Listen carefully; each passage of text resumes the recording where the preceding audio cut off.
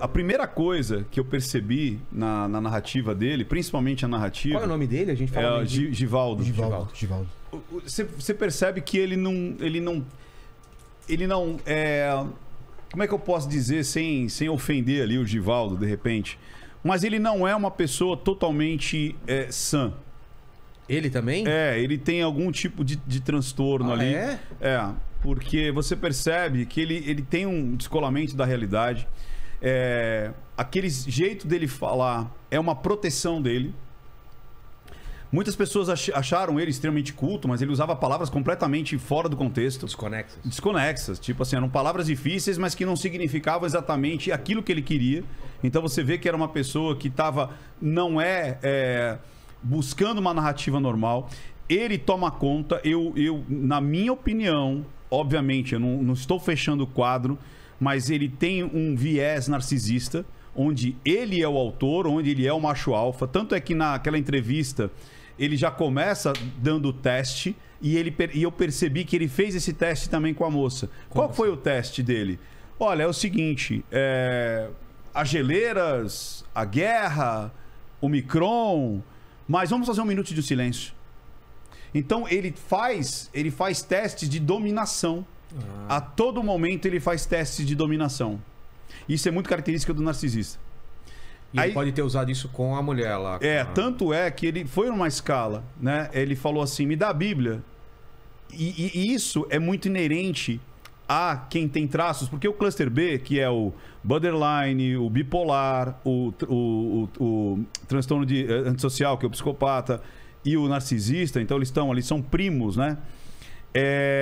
E um, às vezes, se confunde com o outro. Eles fazem muito teste de persuasão e de manipulação. Porque esse é o tesão do narcisista. Esse é o tesão do psicopata. Você vê que ele mesmo relata que o quê? Você me dá a Bíblia? Ela deu a Bíblia. Você me dá um abraço? Ela deu um abraço. Você me dá um beijo? E isso é uma inteligência emocional muito grande. Então ele faz testes. Você vê que ele começa com a narrativa dele, 1 minuto de silêncio. E ele ainda falou, marca aí. Ele chegou pro repórter e falou, marca aí. E a narrativa dele é uma narrativa muito rebuscada. E com muita... ele confunde muito a realidade com a fantasia. Você vê que E aquele momento eu cruzei a praça a 45 graus, onde existiam 5 ônibus, 5 quadras, onde existia onde você... E aonde são os pontos que são mais interessantes, ele não lembra. Que nem o ponto que você percebeu que ela estava fora, né? Que existia uma situação estranha dela dar a Bíblia dela e depois se abraçar e você ficou excitado. Dizem que supostamente ele botou lá o pinto pra fora, né? Tipo Paquito, né? Sentiu uma roçadinha e já...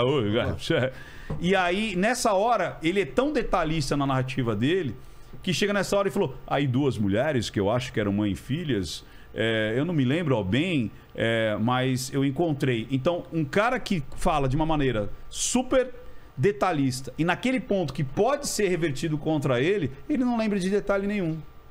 E o mais engraçado que quando ele fala do que está acontecendo, aí como você falou, quem fala tipo, vamos tirar a roupa? Aí ela tirou a roupa. E aí eu passei do ouvido para a boca, da boca para o peitinho de chocolate. Então você percebe que aquilo não foi daquela maneira. Existe muita fantasia, muito aquela coisa do... olha a quantidade de coisas que eu fiz, olha a quantidade de informação. E aí, na hora que ele está apanhando, ele reconstrói toda aquela história.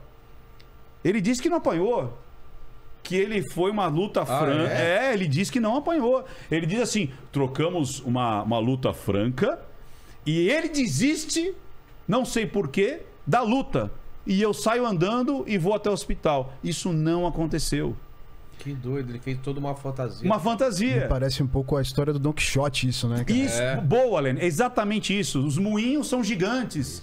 Então, ele traça muito essa loucura entre os fatos e a realidade. E nesse ponto, eu ainda falei, né? Eu falei assim, poxa, podiam confrontar ele com as imagens. E naquele dia que eu fiz a análise, à noite, não sei se o repórter viu a minha análise ou não, mas ele fez exatamente o que eu gostaria que fizessem. Botaram lá a câmera e falaram assim, e aí, não é você? Não, esse carro, o carro era vermelho, não era branco, era vermelho. E outra, esse não sou eu. Por quê? Porque ali ele estava apanhando. Ali ele não era o macho alfa. Ali ele toma porrada doidada e fica lá de quina pra lua.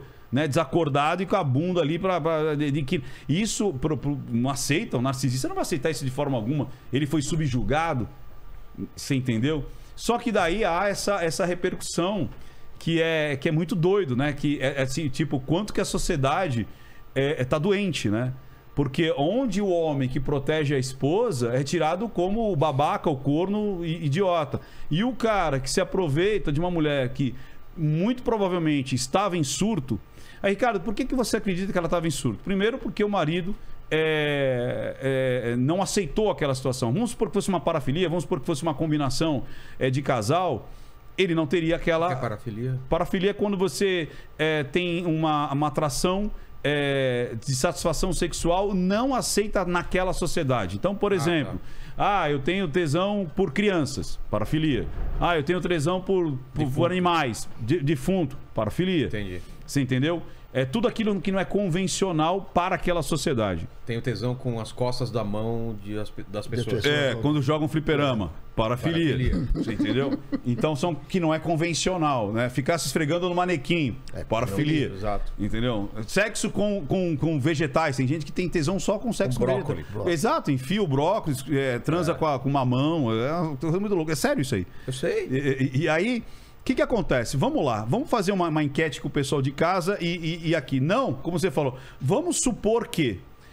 Vilela, se você fosse trair a sua esposa, beleza? Aí você só tem um único carro em casa. Tá. Você usa o carro. Sim. Sua esposa usa o carro, beleza? Claro. Aí você tem um encontro com a sua esposa às 6h30, 7 horas da noite. Você sai às 4 para transar com alguém, fica 4 horas transando dentro do carro Claro e esquece da vida? Não. Você tá entendendo? Porque foi isso que aconteceu? Foi isso que aconteceu. Ela saiu com Ela o carro, sai, que era era o único carro. O único carro fica das 5 às 11 transando dentro do não faz carro sentido. e volta para casa sem banho, sem nada. Tipo, sem despistar e tudo mais. Não tem sentido lógico, mesmo se fosse uma vontade, uma tara, uma parafilia. Não tem sentido lógico. Por isso que a linguagem silenciosa, ela não é, de novo, só uma expressão. É a narrativa, é o contexto, é o rito da mensagem. Provavelmente foi um surto, então, mesmo. Muito provavelmente, sim. E ele tem também o probleminha dele. E hoje ele é um idiota útil. Porque a galera tá utilizando dele, tá utilizando... Você viu aquela menina que foi lá e deu um beijo nele? Influencer E lá. agora ela foi verificada. Olha que interessante. Olha só. Ou seja, ela foi atrás dele, pede o beijo, aí aparece fulana de tal, beija mendigo, lá. Agora ela pediu a verificação. Olha lá, eu fiquei famosa, as pessoas já me reconhecem pelo nome. Então, Que doideira, a gente fala cara. que a sociedade, ela tá vivendo um momento, isso não só Brasil, mas mundo, é um momento patológico, cara.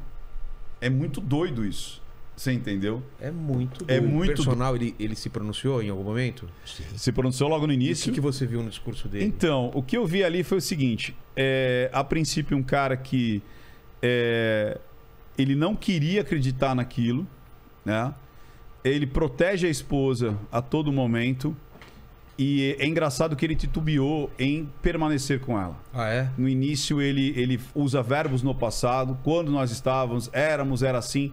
E até o Léo Dias fala, mas você está dizendo que era, tal? O Léo Dias fez uma entrevista muito boa, com perguntas extremamente importantes e contundentes. Assim como o que já teve aqui, como é que chama lá o repórter lá? O Cabrini.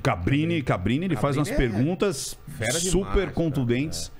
E aí você percebe, até pela narrativa, que ele tava titubeando ali. E tipo, ele buscava muito, assim, que parecia que tipo, assim, a tábua de salvação seria ela ter um surto. Só que ainda tava naquela margem sombria, né? Ela surtou ou ela... Porque ele mesmo soltava algumas frases desconexas, assim. Do nada ele falou assim, ela nunca... estava satisfeita. Ela sempre queria mais e mais. Até o Léo Dias fala, mas o que você quer dizer com isso? Tipo, o que quer dizer com isso? Por que ela sempre buscava mais e mais? Talvez ele tenha percebido... Por que acontece? Quando você está em mania, quando você está em surto, no bipolar, você quer muito coisas. Tem pessoas que vão para compras, Tem pessoas que vão e saem na rua dizendo que são pessoas famosas, ou que conhecem pessoas famosas, ou que se relacionam com pessoas famosas. E tem pessoas que aumentam muito a sexualidade e vai atrás de sexo.